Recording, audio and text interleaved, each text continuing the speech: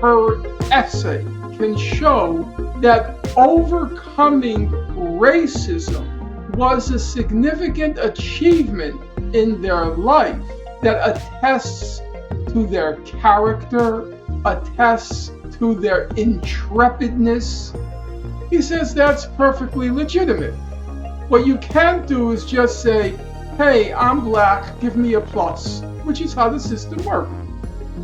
So as you can imagine, and I find it really kind of depressing if I were in the admissions committee, every essay is now going to be, when I was 4 years old, the Ku Klux Klan burned the cross in front of my house, and...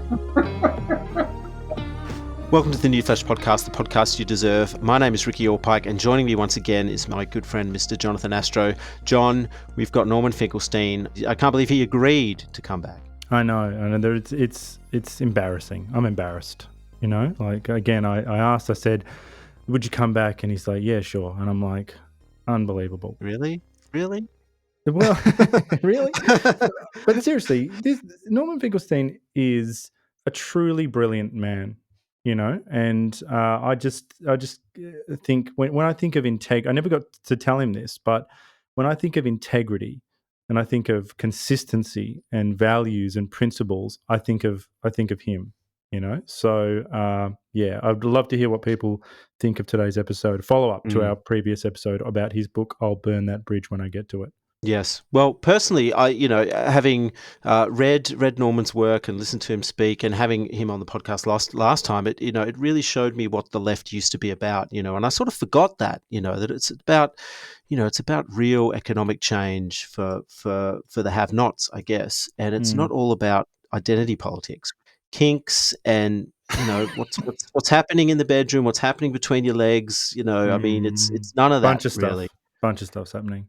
It's a pleasure having Norman, and will he come back a third time? I don't know. Let's roll the dice, see what happens. Well, we always tell you the truth here at the New Flesh Podcast, and the truth is that we need your help. We need you to leave us a rating or review wherever you listen to the show. We're also on YouTube, so please subscribe to our YouTube channel and leave a comment about a show you liked, or perhaps one that you didn't. We do live in a democracy after all. And word of mouth is also a very powerful tool, so please tell all of your friends. And finally, to our Uber fans, if you love what we do, you can send us a little cash via the Buy Me a Coffee platform. Any donation here is very much appreciated. And now, on with the show. Return guest Norman Finkelstein is an American political scientist, activist, former professor, and published author. He received his PhD from the Princeton University Politics Department in 1987.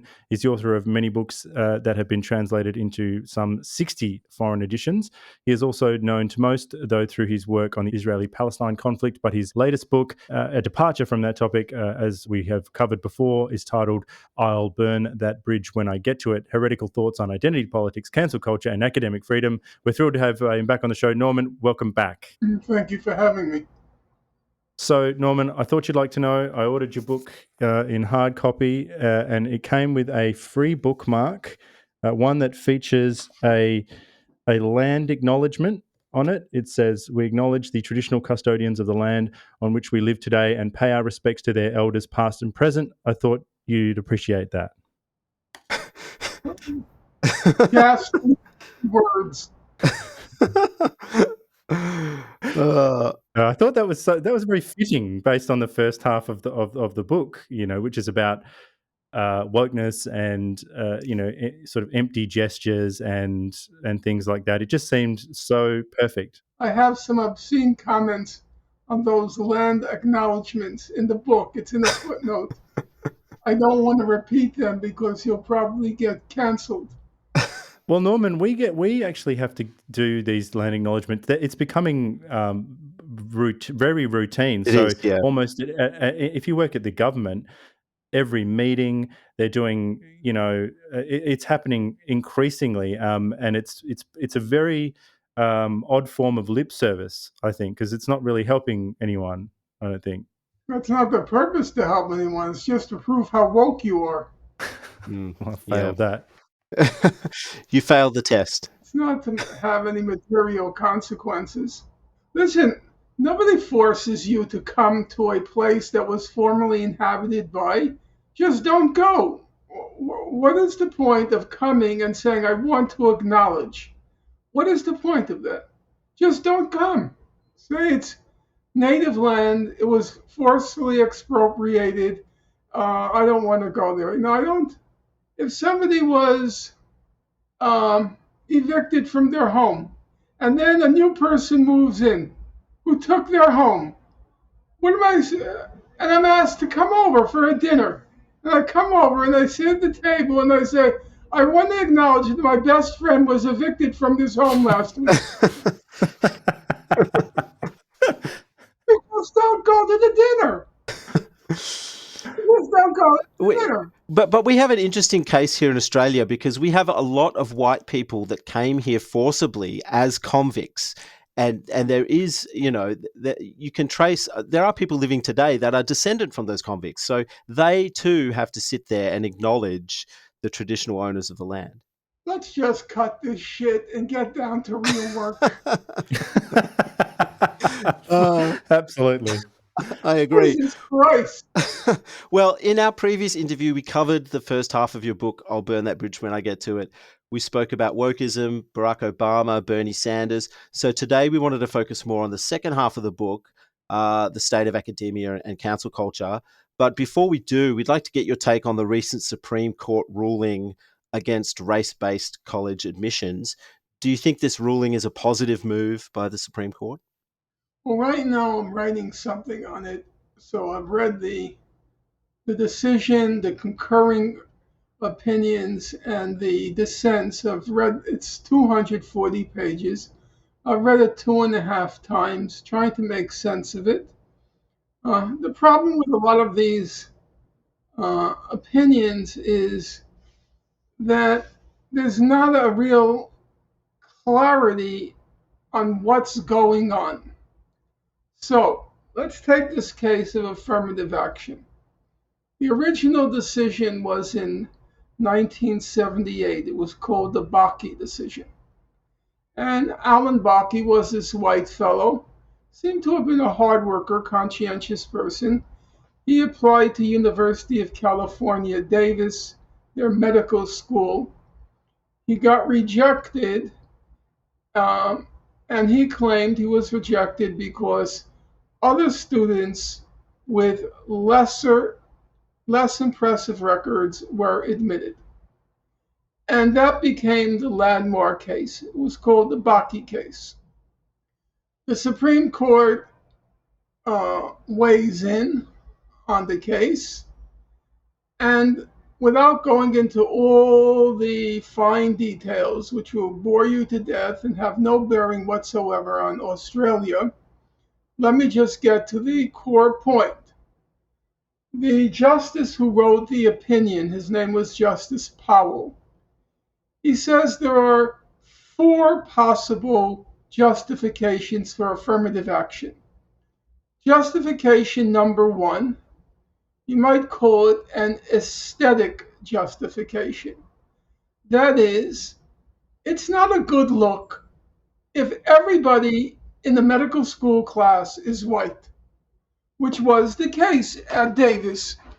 The medical school opened up, and the first 2 years, using conventional admissions criteria, no blacks were in the class. So one kind of justification is, as I said, you might call it aesthetic, cosmetic. That is to say, we need more black faces. There's something wrong here.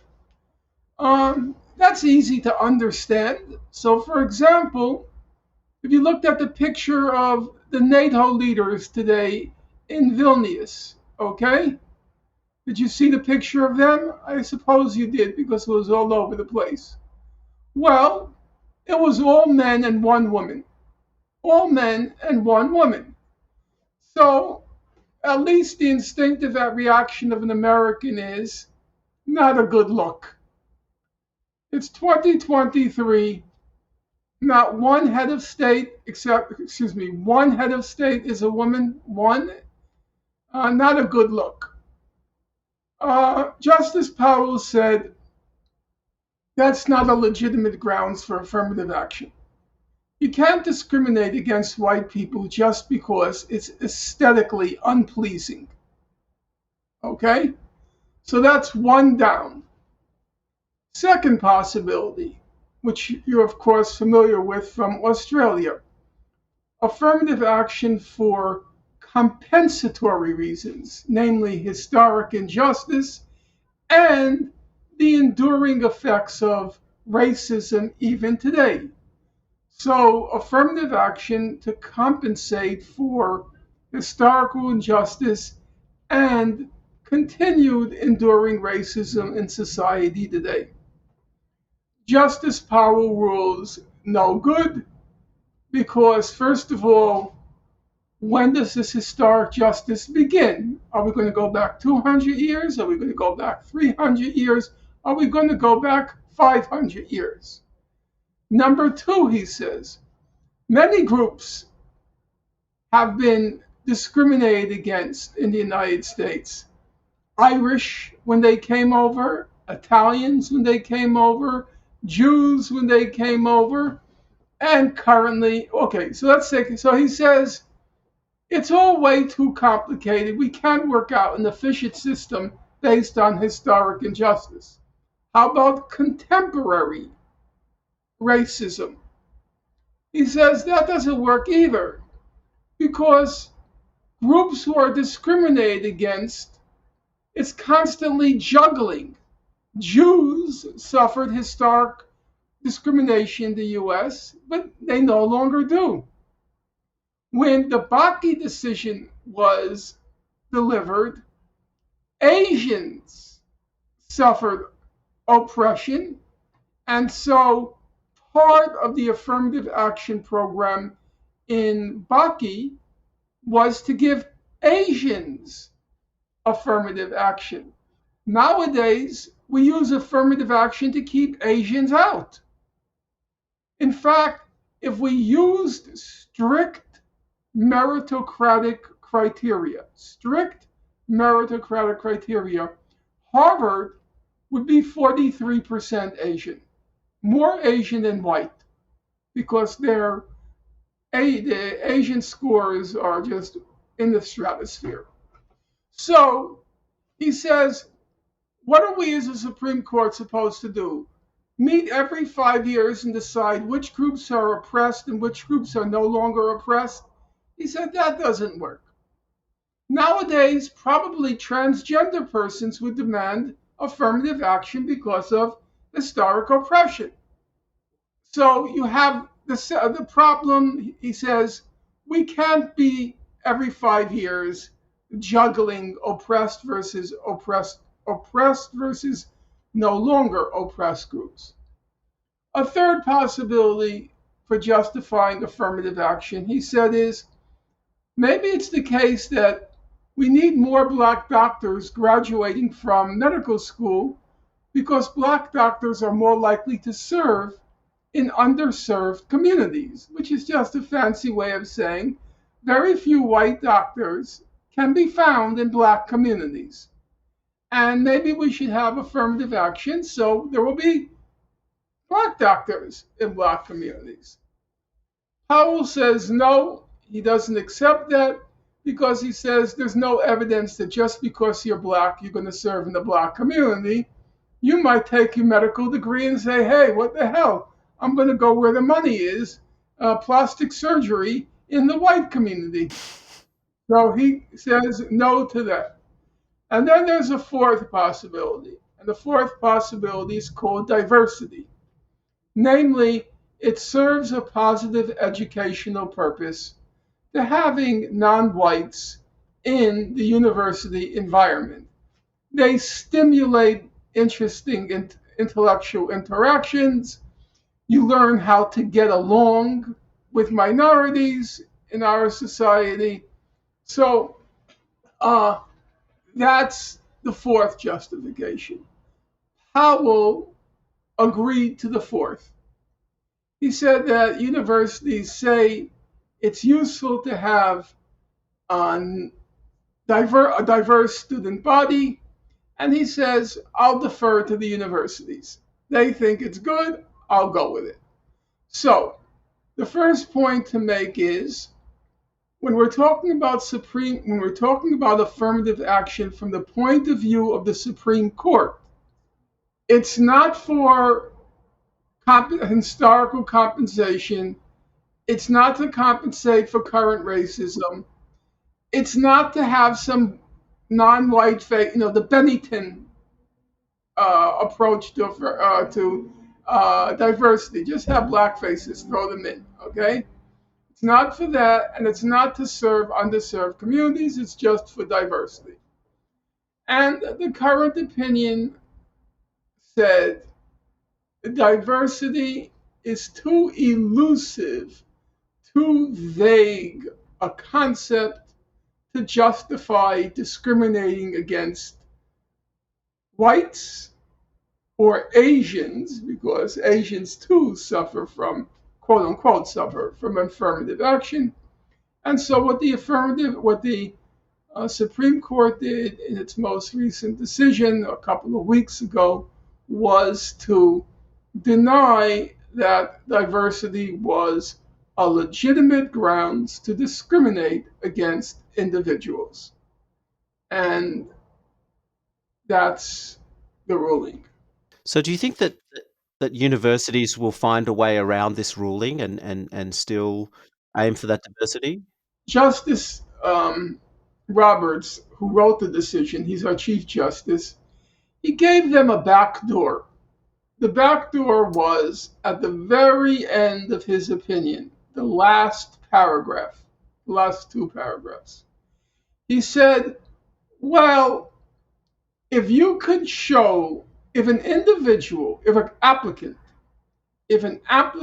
in his or her essay, because every application includes a personal essay, if he or she can show that overcoming racism was a significant achievement in their life that attests to their character, attests to their intrepidness, if you can show that racism was a factor in your life and that you were able to overcome it, he says that's perfectly legitimate.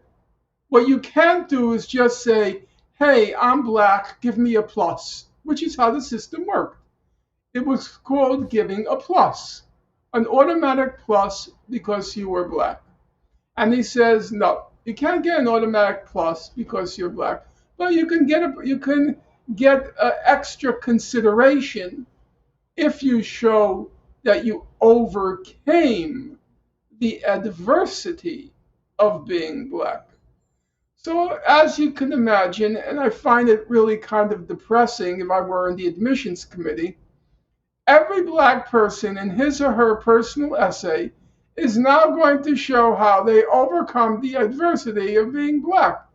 Instead of a personal essay, telling the admissions committee something special about yourself that distinguishes you from everybody else, every essay is now going to be, when I was 4 years old, the Ku Klux Klan burnt the cross in front of my house, and it's going to be like a really horrible dance-off of oppression. Yes. yes.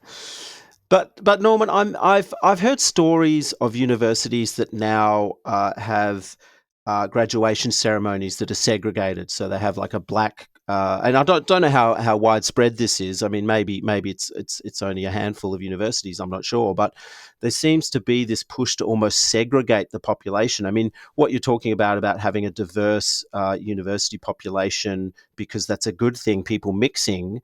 That's sort of there on the one hand, but then on this other hand, you've got this sort of attempt at segregation, which I find kind of a bit strange. I wouldn't say there's an attempt at segregation. I think that for good reasons and bad, there is an overload of racial consciousness in the United States.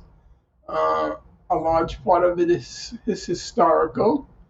And now I would say a not insignificant part is being stoked by the Democratic Party in order to create this identity politics party. And on the other side, the Republicans stoke the white identity politics. So part of it is real. I would say a significant part of it is real. I would say it manifests itself in different ways. If we can use the expression, part of it is in your psyche, and it's very hard to extirpate, pull out from the roots. It's, um, Robin DiAngelo, this freak who wrote this book, White Fragility, she thinks if you sit down in one of her sessions and everybody chants, interrupt racism, interrupt racism, interrupt racism, that that's going to, like a seance, it's going, instead of levitating the table, you're levitating racism, completely lunatic. This is why the United States stands in the vanguard of culture. Um, so, in the real world, it's very difficult to extirpate from your psyche. But then there's the other aspect, which is, can you extirpate it from the law and can you extirpate it from institutions? And there I think you can enjoy more success, but you have to always be honest with yourself. Everybody carries the psychological baggage with them. When a judge sees a black person, he sees a crook. Actually, when the judge sees a Jew, and most of the judges are Jewish, he also sees a crook. Cheap. The difference is the judge doesn't think the Jewish crook belongs behind bars. He thinks the Jewish crook belongs behind a desk, whereas the the black crook belongs behind bars. So, what you might call, I use the expression, it sounds very sophisticated, and maybe it is. I use the expression interstitial racism. That is to say, it's not in the law, it's not in the statutes, but it's very real. It's there. Every teacher, everyone in professional life walks in with their stereotypes, walks in with their prejudices, and the most you can do there is you just help people rather than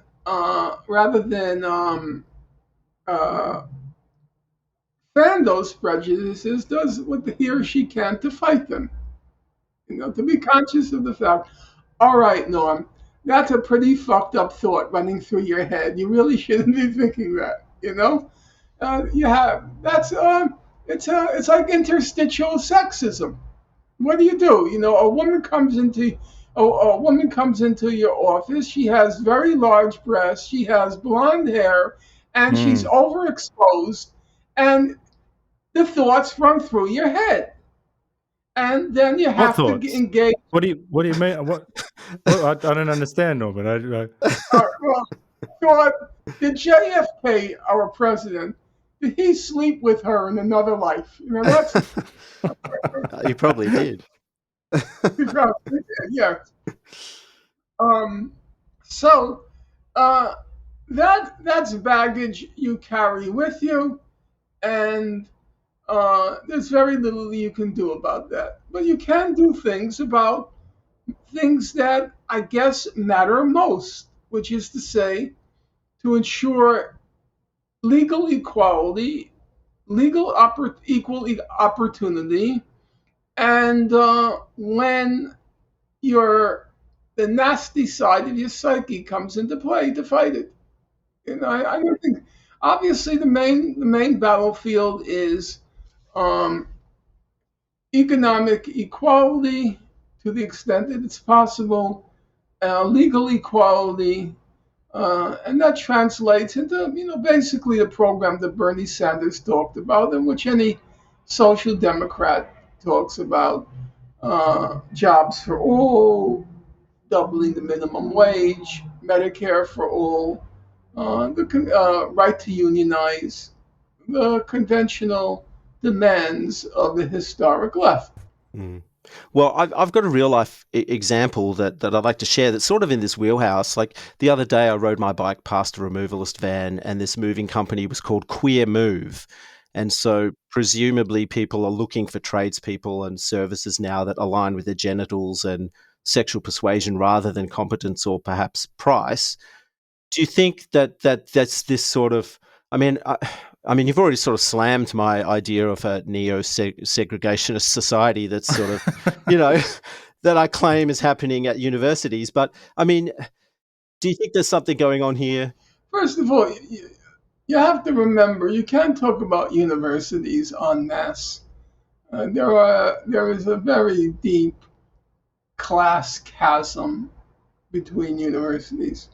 So, for the purposes of our discussion right now, this affirmative action only affects 2% of Black African Americans in college. 2%. Basically, the elite schools. So, Robert's decision will have 98% zero impact on African Americans. Okay? That's the first point. The second point is where I teach until last semester, I taught in a public college, mostly first generation immigrant students or African Americans. Beautiful atmosphere.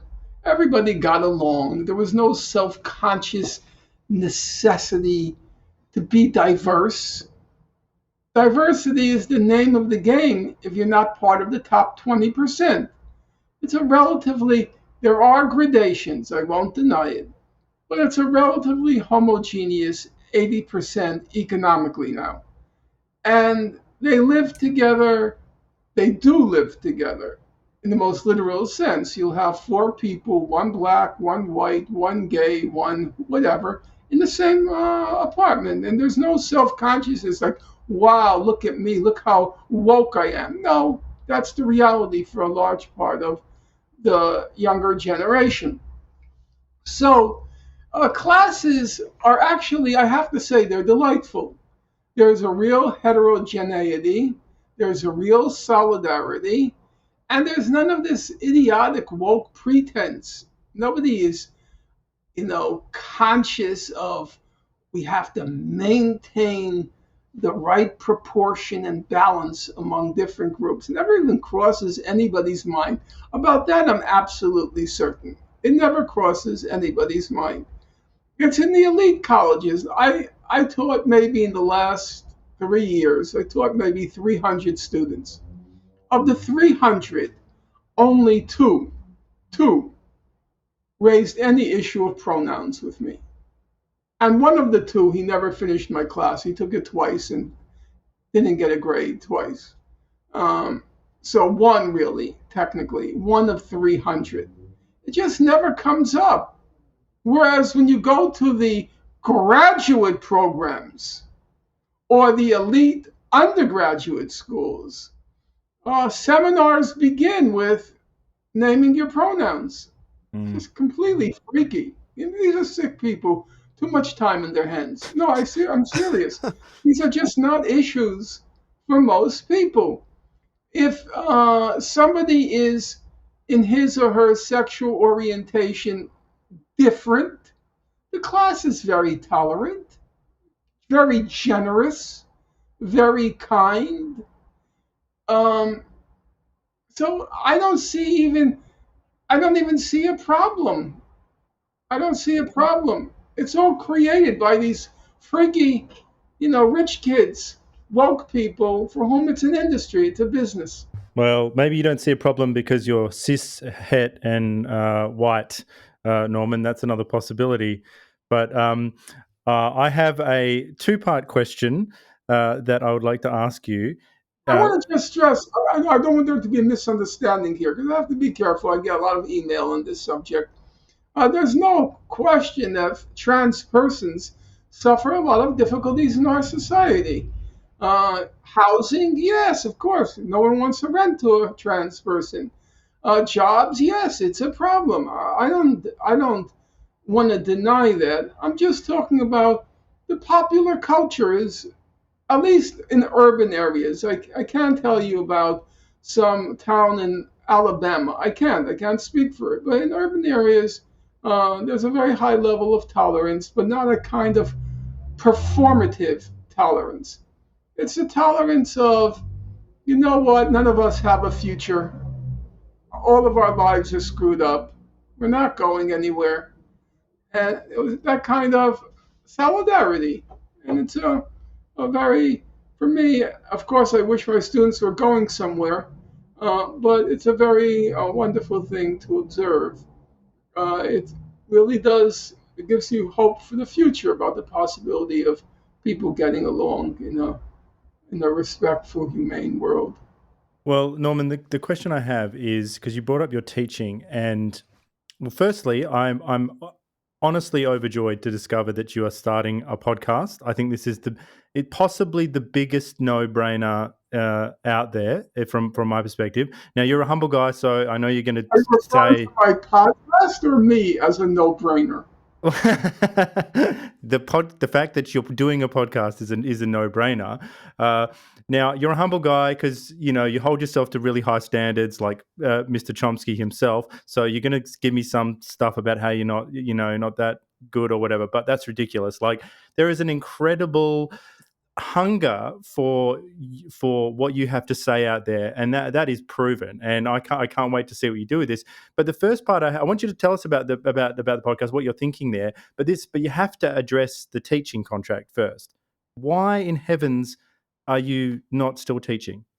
Well, at this point, one doesn't have to investigate political motives. I'm too old.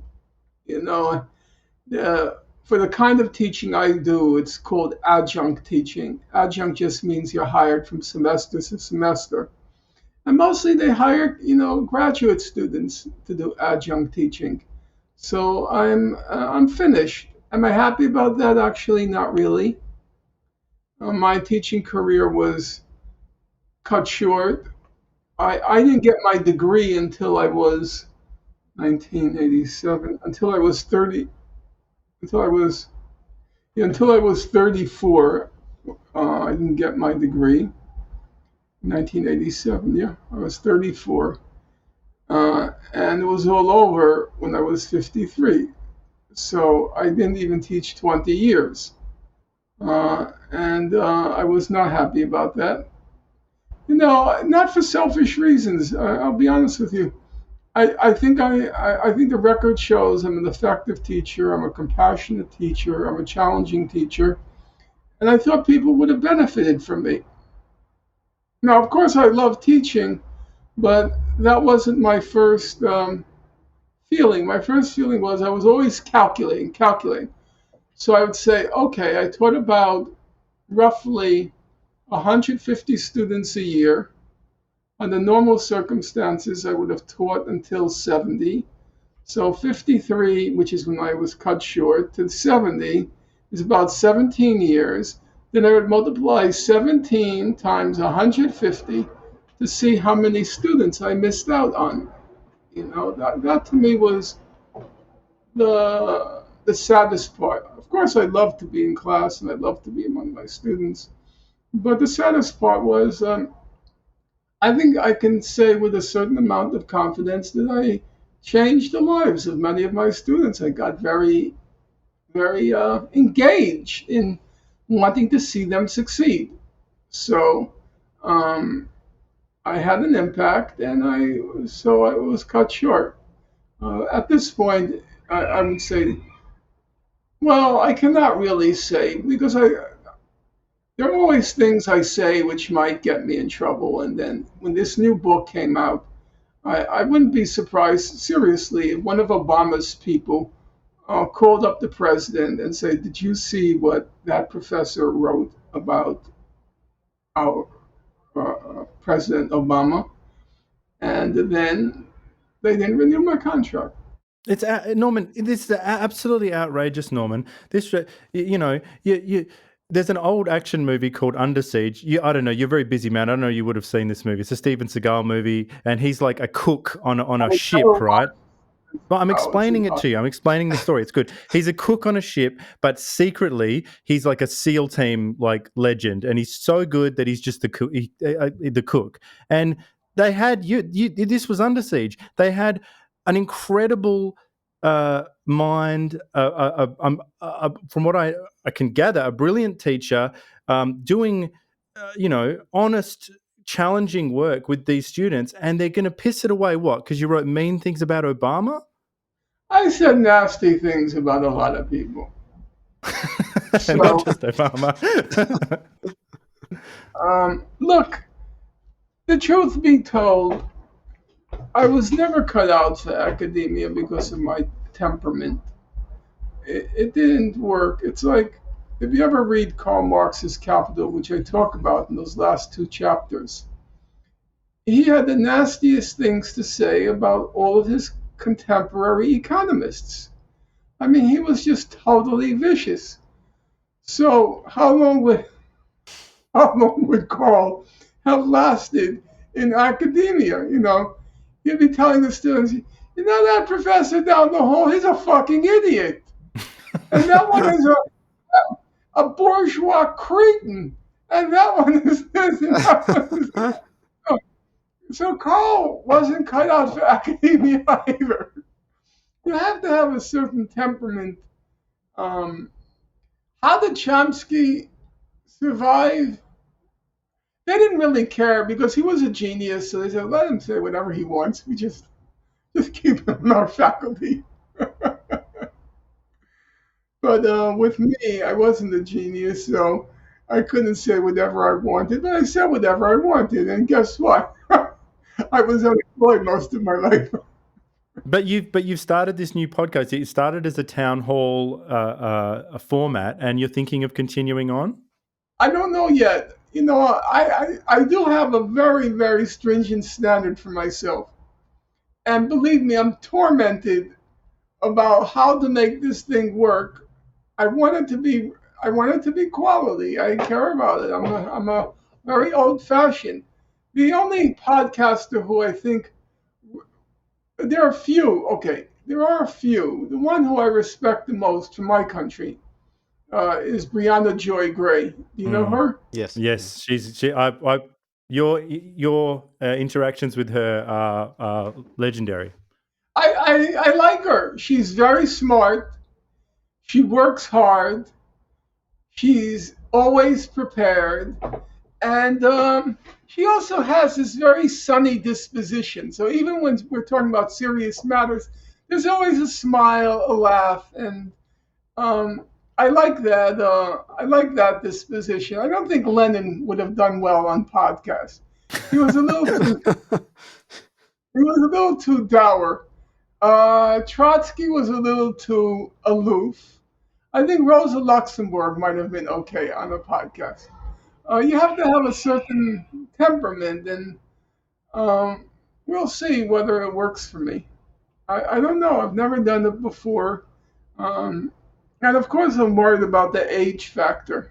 Why do you keep saying that, Norman? This comes up a lot. Age comes up with you a lot. I don't get it. Yes, look, we have to be honest about these things.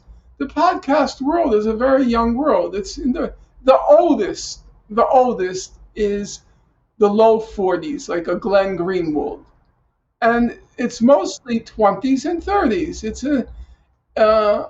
It's a very youthful universe, the podcasts. So, as you might notice, and I don't know if you have noticed, Professor Chomsky is always available. But you'll see he's very rarely on those podcasts because he's too old. They want a lively, youthful presence on those programs. I think I'm speaking. I'm speaking correctly on this point because I've watched it, especially because I don't want to be hard on the younger generation. But the younger generation, I know it's going to sound harsh. So young people forgive me, but they have very little sense of history and they have very little interest in history. You know, when I was growing up, way back when, if I met somebody, and you could meet people who fought in the Spanish Civil War, somebody who went to a Paul Robeson concert, somebody who knew W.E.B. Du Bois, we were very excited, you know, to talk to them, to ask them questions. What was it like? What was it like? What was it like? But with young people nowadays, let's say, asking me, what was it like during the war in Vietnam, those demonstrations and so forth? What was it like, the civil rights movement? No interest at all, none. Only the kind of chic glamour, like being in the Black Panthers, who actually had exactly zero real impact on the world. They were a fashion statement. That they'll show some interest in. But actual people who were engaged in real struggle, there's no interest. And that's part of the reason they're not interested in old people on the I don't know, podcast. Norman, look, there's not a lot that I can challenge you on because you're so, across many the portfolios. This is one area where I got to say I think you're wrong because your videos in particular online go crazy. There is a deep thirst for your particular the history you bring, the experience you have, the knowledge you have, and the fact that you were sidelined for so long. It's all just sitting there waiting to be to leap forth and to save us from this nightmare we're in on the left, where we're just living in this horrible identity politics thing. And it was like the feeling I got when I read your book. I was just like, Norman Finkelstein is here to save us. He's coming down. Like this is an unlikely figure from the left, from the proper left, has returned to, this is the mission. So what do you think of my proposal, Norman? John, we've actually got actual stats on this. One of our most successful episodes in terms of downloads and listenership is the first appearance of Norman on our show a couple of months ago. Absolutely. So, we're just a humble little podcast from Australia, and still, people tuned in. Well, we'll see. I did notice that there was a lot of anticipation that everybody would hate the book.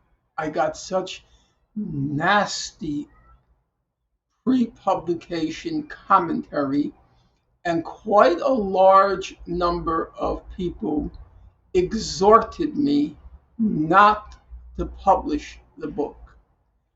However, I retained a secret confidence that although my age cohort would be revolted by its content, young people would be able to handle what I had to say and wouldn't go ballistic.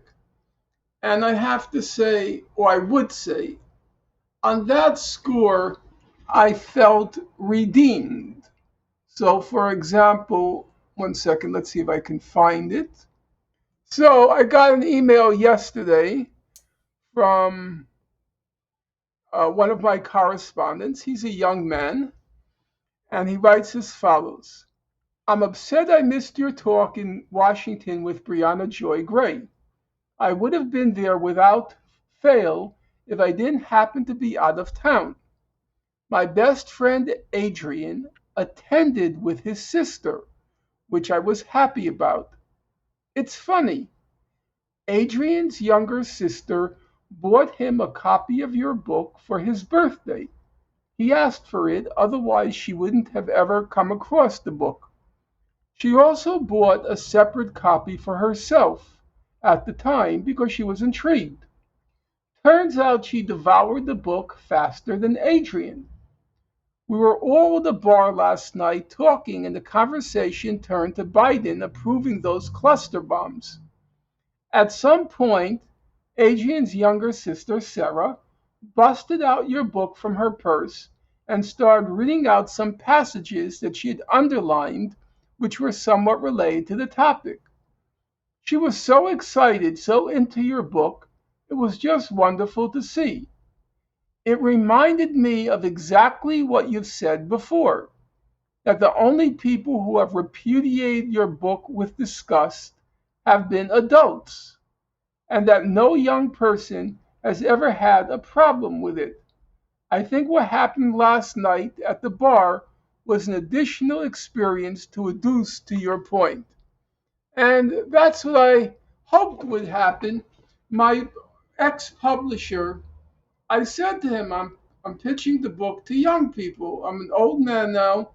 I want to talk a little bit about what the left used to stand for, what the left used to mean, and that this thing called the left now has nothing to do with the left as I understood it growing up. And in fact, I've since come to the conclusion that it's a gangrene. It's just a very right-wing gangrene. This pathological growth, but it has nothing to do with the left.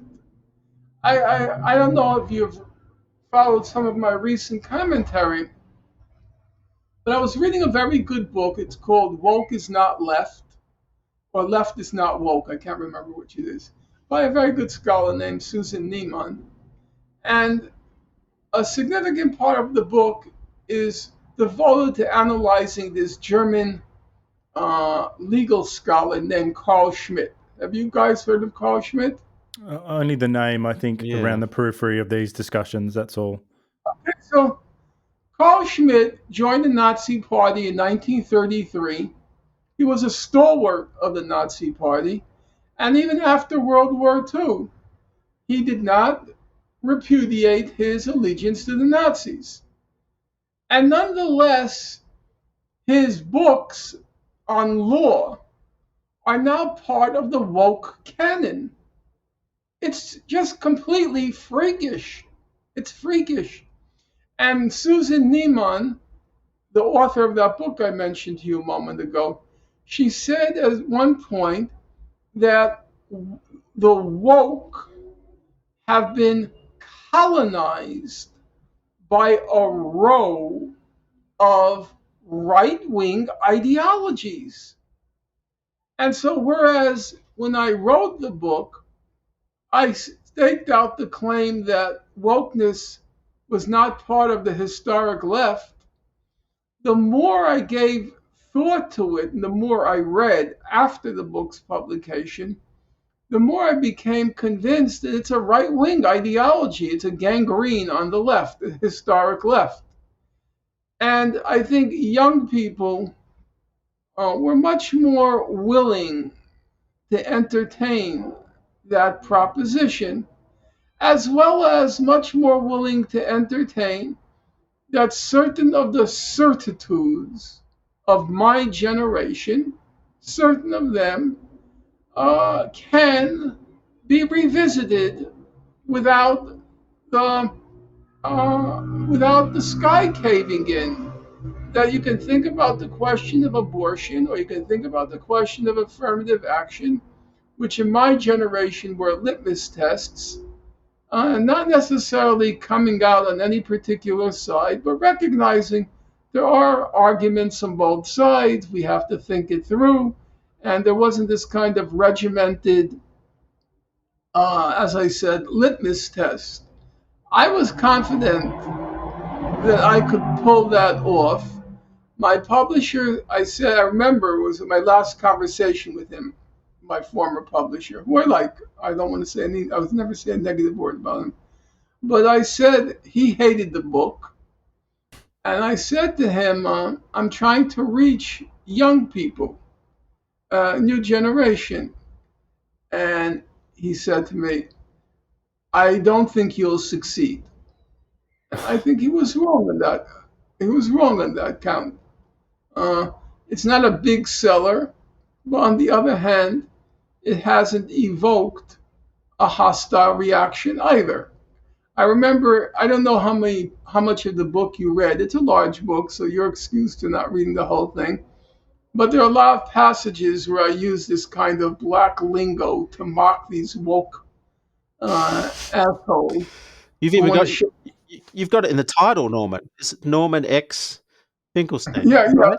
but there were some passages where I used this black lingo in Ebonics. order to. It's not really ebonics because the way I wrote it, no human being talks like that. I was just mocking it. Because I was mocking, white woke people who want to show how down with the hood they are. And everybody said, take it out, take it out. You're going to get yourself in so much trouble. Guess what? The book has now been out in 6 months. Nobody even commented on it. There's not been one comment about those passages. Not one. Which is to say, young people, they're a little bit more laid back. They don't get so hot under the collar. So, so in that respect, I'm satisfied with the response. Well, perhaps we should take a turn into academic freedom just for a bit, because that's what the second part of the book is all about. We could talk about what academic freedom is, perhaps too broad. There's a quote from your book that really struck me when I was rereading it this week, and it's from a section where you're talking about teaching difficult themes to students, and you cite a couple of examples where the students became triggered, is probably the word I would use for it. So here's your quote. You say, "Truth be told, it's just not humanly possible to teach some material," unquote. It's not. So are there topics or texts that just can't be taught? I gave some examples. Now you try to teach them. So, for example, there's a famous book. It was written in the 1980s, no 70s, actually 60s. It's called White Over Black. Okay, and the author was Winthrop Jordan, and it won the Pulitzer Prize, and it's a very dense text. Okay, so he begins by talking about the fact that there was an unfortunate historical coincidence. The historic coincidence was when white people came to Africa, they not only discovered Africans, they discovered gorillas. And so there was a natural connection made between the two simultaneous discoveries. Then he says, when they started bringing slaves over to North America, they noticed that African American young people had very large, what's the word they use? I can't remember. Do you have that page in my book? Oh, You said subjects you can teach. yes. This isn't the section where it talks about members, right? That does come up. Okay, I think I found it. Sorry.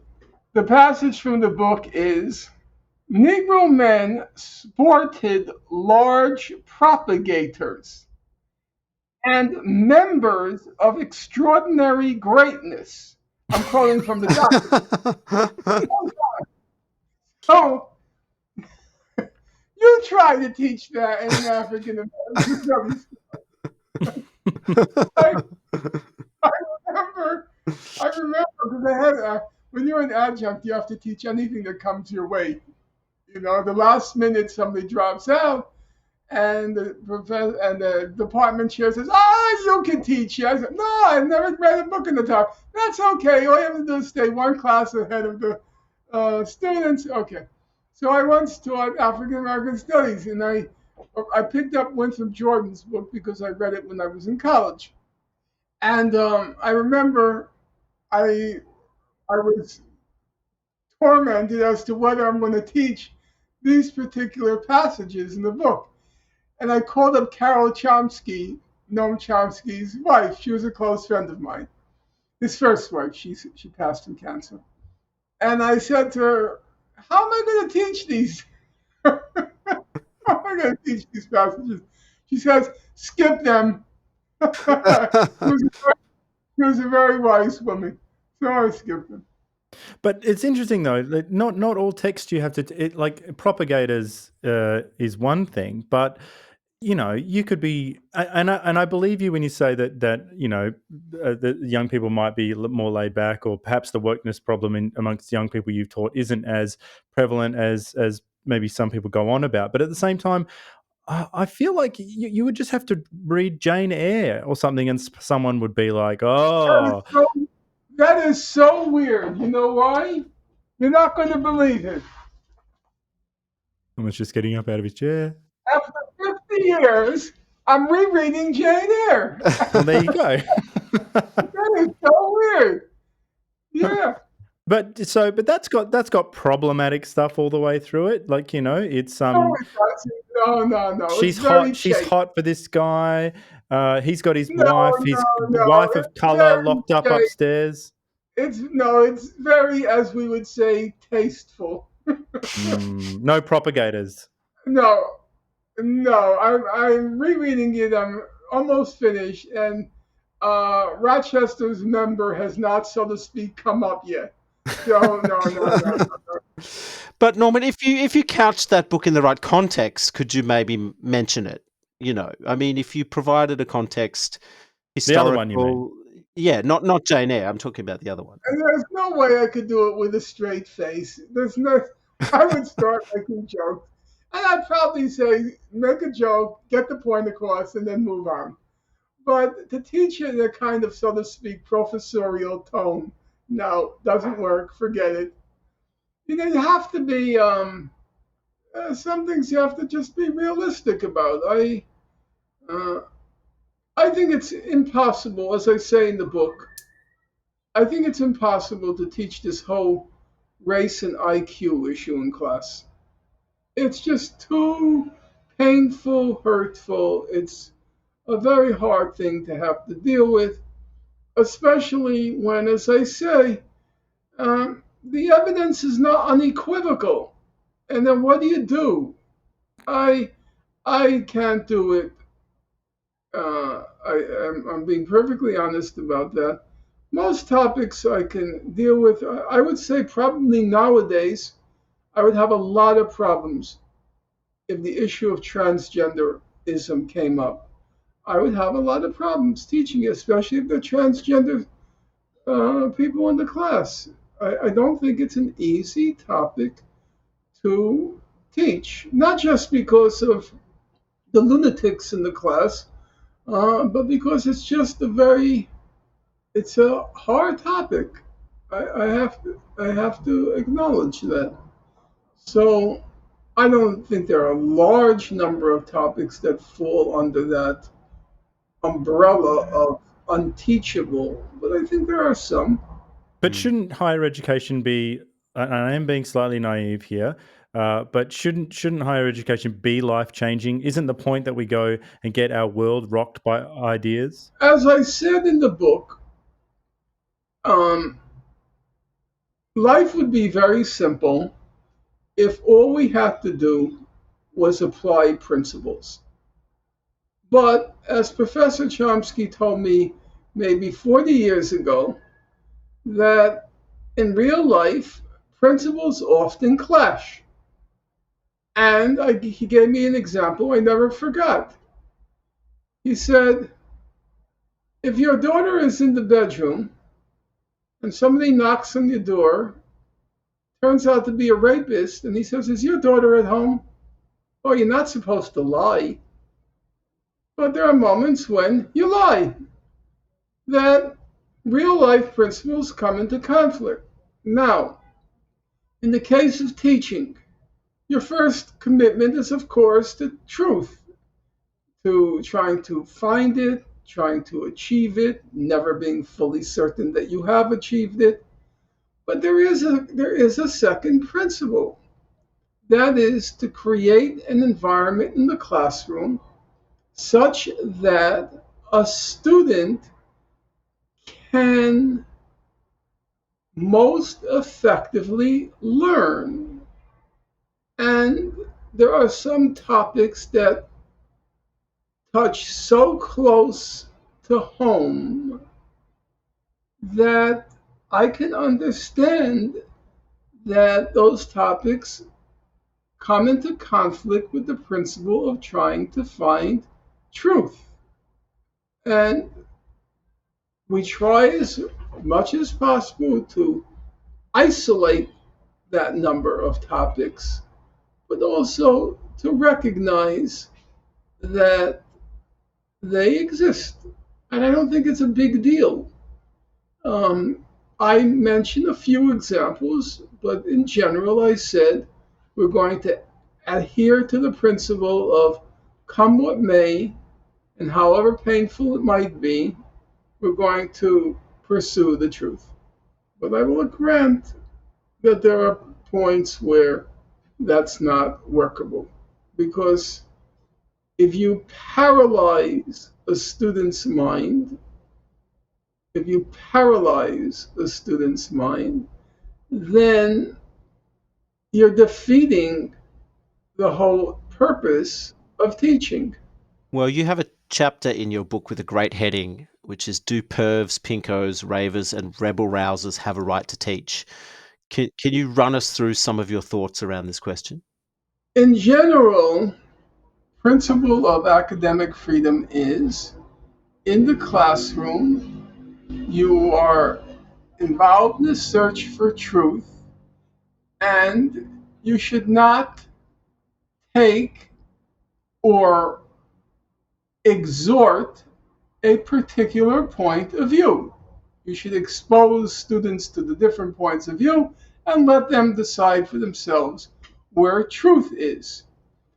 However, when you are out in the public, or the public square as it's sometimes called, you are allowed to offend any and every other person, and you're allowed to hold whatever beliefs you might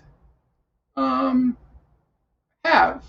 And that principle has constantly arisen, or the trying to realize that principle has constantly created very contentious situations in academia.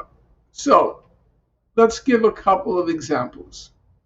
We'll start with the case of Bertrand Russell. So Bertrand Russell was probably one of the most distinguished minds of the 20th century. I don't think there is any question about that. And he was invited to teach at City College in New York. He was living in the United States during World War II.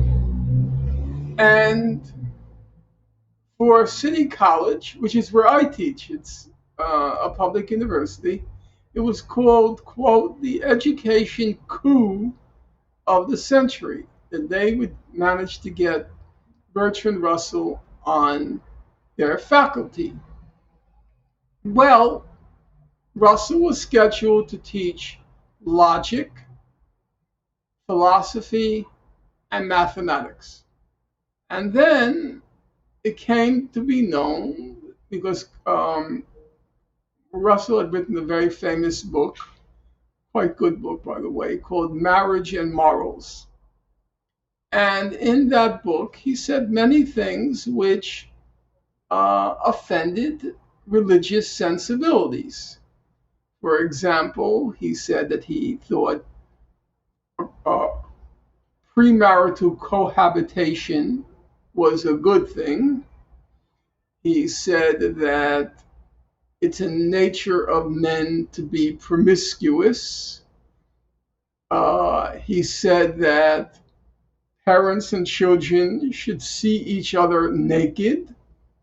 He said that homosexuality should not be condemned.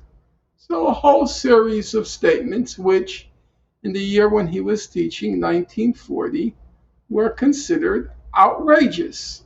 Actually, most of those statements would have been considered outrageous well into the 1980s in our society. And then a move was afoot to deny him the appointment. And Russell's response was, in class, I will stick to what I'm asked to teach, what I'm being paid to teach. But I have no obligation outside class to refrain from making the statements I've made in print. And eventually he lost the case and he was denied his appointment. And in the book, many people are surprised. I have an ambivalent feeling about the whole issue. Because in principle, Russell is correct.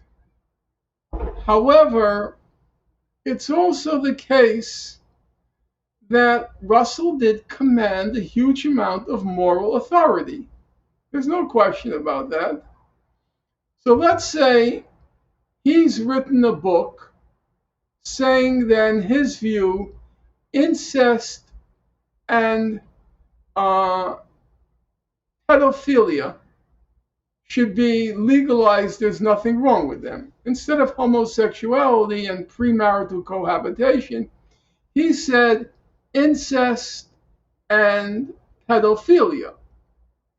Now, if he commands a lot of moral authority and he comes to teach, is the university giving an imprimatur to his teachings outside the classroom, such that it could very likely influence his students to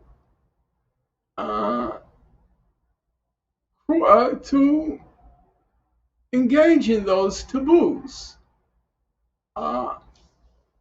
I think there's a question there. I think there's a question there. The university is, in some respect, as I quote somebody in the book who I thought was a very shrewd guy, he was a school administrator. He was the sharpest of all the commentators in the case. He says that you can't deny that when you hire a professor to teach, he said you can't segregate the person from his profession. That when you hire somebody, you are transmitting a message to the students that this person is, in some respect, a role model. And you are, when you hire that person, in some respect, giving that person a stamp of approval. I think as a professor, I think that's true. For students, their professors are often their surrogate parents because they're now for the first time away from home. And there is a tendency to look with a certain amount of deference to a professor, such that you do command a certain amount of authority, and that authority can significantly influence certain choices students will make at that moment or in life. And the example I gave, I think, poses problems. It's interesting, Norman, because we're in a different era now from Bertrand Russell's time. In fact, you think about it. Let's be frank. There's plenty of left-wing academics out there. Well, most of people are on the left, I would imagine, would be in academics. But some of these people are studying and celebrating sexual perversion of all kinds, fetishes, sex work, you name it. I'm sure someone's written a paper on gooning and why gooning is great or something like that. And I find it difficult to believe that they would suffer any negative consequences for teaching students at all. I think they would be celebrated and allowed to keep their jobs. Whereas it just seems, is this one of those things where it's very, because you've brought a principled vision to that Bertrand Russell thing. But again, it's too principled because now it's selective, I would say, because you can just say, oh, well, we don't want Norman Finkelstein because, he's mean to Obama or whatever. But then you would have a whole range of people in the humanities who are doing advocating for things that might be a little fringe, shall we say? I totally agree with that. I was just homing in on one case where I found myself not not as supportive of Russell as I thought I would be. And I thought that his defenders were completely dishonest. People like John Dewey, the great American philosopher, he would say, oh, Bertrand Russell would never advocate any of those things. He was a gentleman in this and that. No, he did advocate those things. He did. You're not being honest. And even Russell was not being entirely honest, I think, because he kept saying, I'm just hired to teach philosophy, logic, and mathematics. But then the question remains unanswered. What if he had been hired to teach the subject matter of marriage and morals, where he says all of these, by that era's time, outrageous things about premarital sex, promiscuity, homosexuality, and so forth?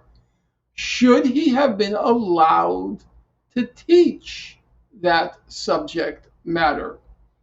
And I didn't feel he honestly engaged that question because he said, it doesn't come up. I'm just going to teach what I'm hired to teach. But he didn't really address the question, well, what if City College also asked him to teach a course on marriage and morals? Should he have the right to teach it? That was one example. I looked at a few examples.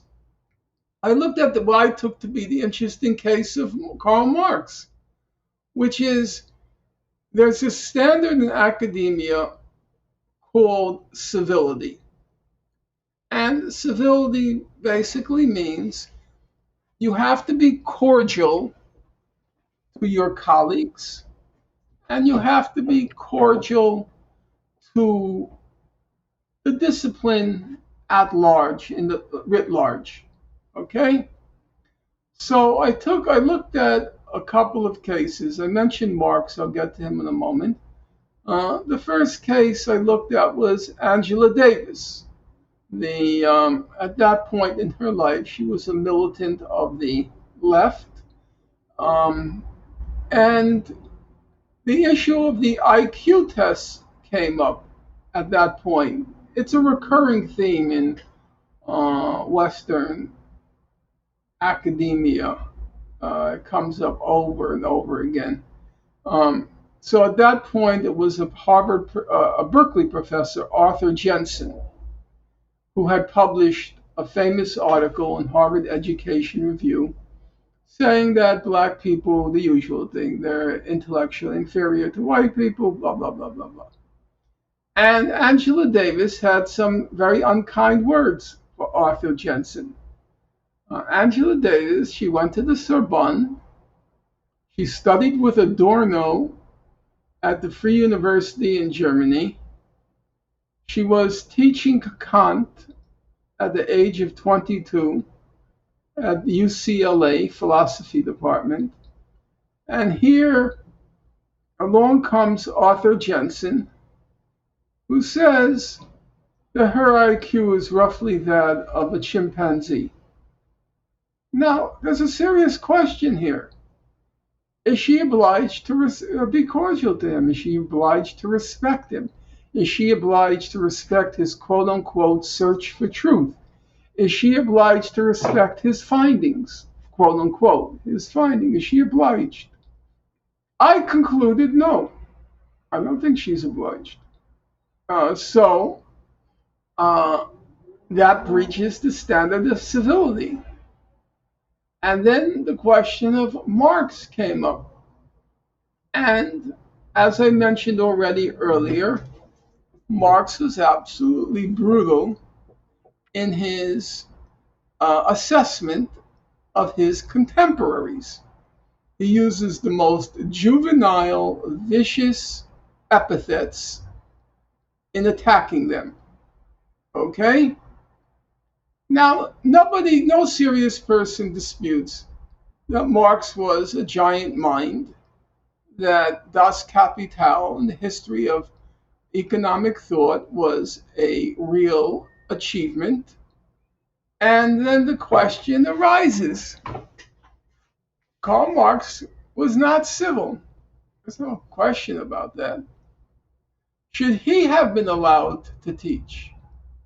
Now, no serious person will dispute that Karl Marx occupies a very significant place in the history of Western ideas. You may not like his ideas, but the fact that he occupies a very significant place is not contested. So if we use the standard of civility, that would mean he shouldn't be eligible for a teaching position at a university. And as I said in the book, I think that's the reductio ad absurdum of the principle of civility. If you're going to say Karl Marx can't teach in a university because he's nasty to his colleagues. And that, as you can imagine, formed the background for my own case, because it was formally contended. I don't believe it was the real issue, but it was formally contended that I was denied tenure because I was uncivil, that I was very nasty to people on a range of fields who I thought were hucksters, hoaxers, charlatans, and apologists for serious human rights crimes.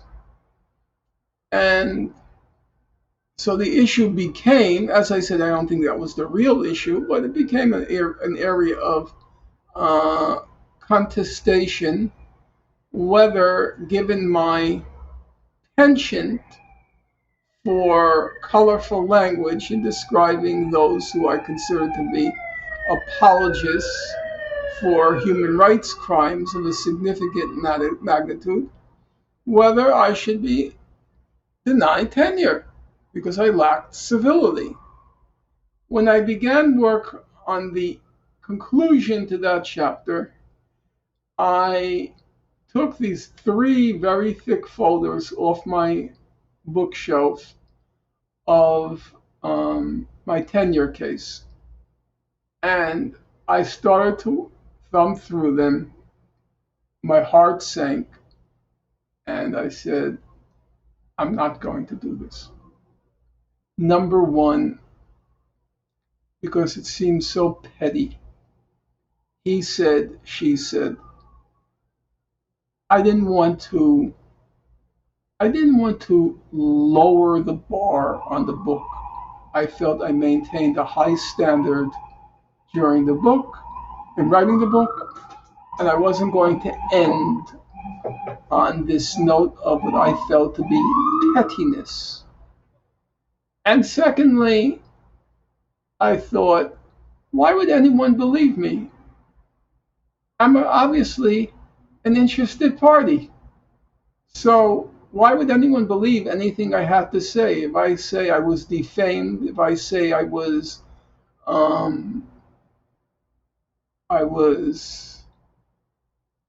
libeled, all sorts of threats were made against my person. I didn't want to get in. It was too lurid. It was too petty. And so how I finally resolved to handle it, I handled it with 2 pages. Originally, it was going to be my tenure story. And then I handled it in 2 pages.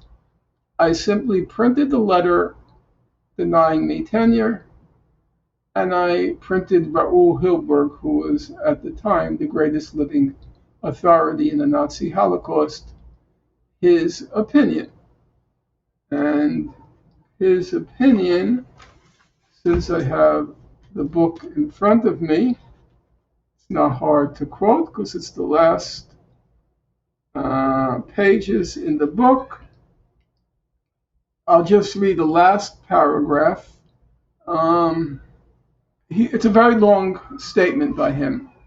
The last paragraph reads, however, leaving aside the question of style, and here I agree that it's not my style either, meaning how I engage my colleagues. The substance of the matter is most important here, particularly because Finkelstein, when he published this book, namely The Holocaust Industry, he was alone. It takes an enormous amount of academic courage to speak the truth when no one else is out there to support him. And so, I think that given this acuity of vision and analytical power, demonstrating that the Swiss banks did not owe the money, that even though survivors were beneficiaries of the funds that were distributed, they came, when all is said and done, from places that were not obligated to pay the money. That takes a great amount of courage in and of itself. So I would say that his place in the whole history of writing history is assured, and that those who in the end are proven right triumph, and he will be among those who will have triumphed, albeit, it seems, at great cost. What he's referring to, a large part of the Holocaust industry was devoted to showing that all of these claims about the Swiss banks having stolen all the money of Holocaust victims during World War II, that was all sheer nonsense. I went through the record, there was no evidence for it, and it was proven not to be based on any evidence. And I came under a lot of attack for that because I said all of these Jewish organizations, they're a gang of crooks. They're ghouls and grave robbers who are profiting off the martyrs of the Nazi Holocaust. And I was very pointed on that subject.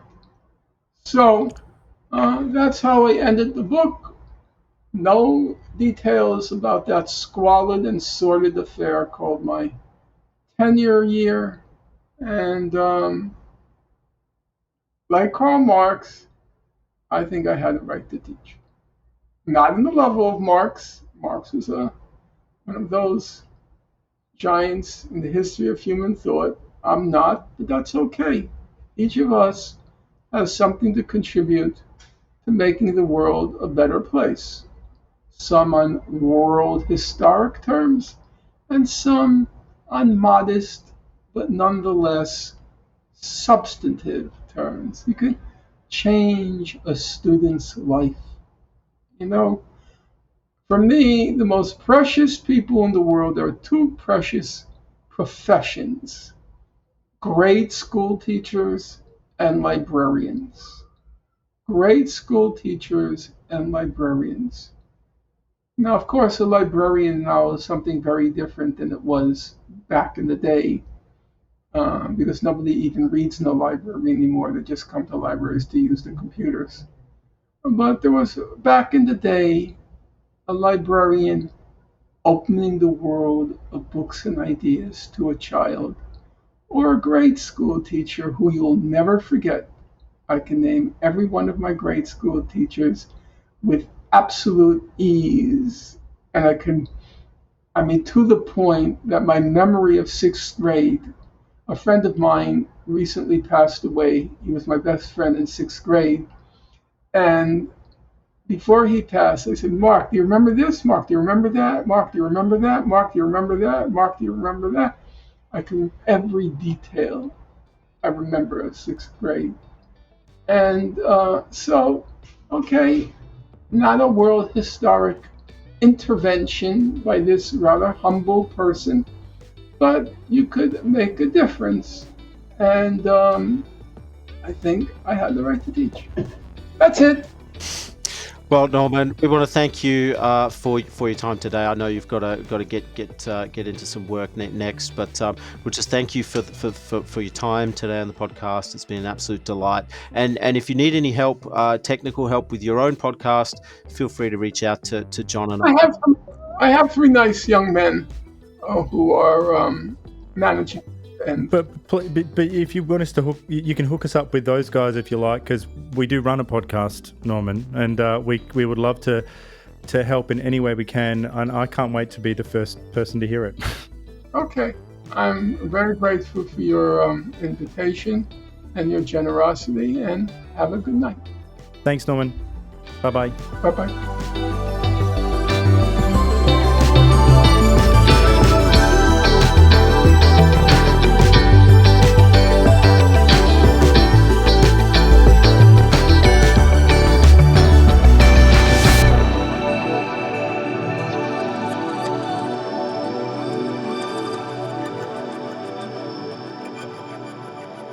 Thank you for listening to the New Flesh podcast. If you like our work, please consider rating us on Apple Podcasts or even writing us a review. It really does help the show reach a wider audience. We'll be back with another episode next week. Until then, long live the New Flesh.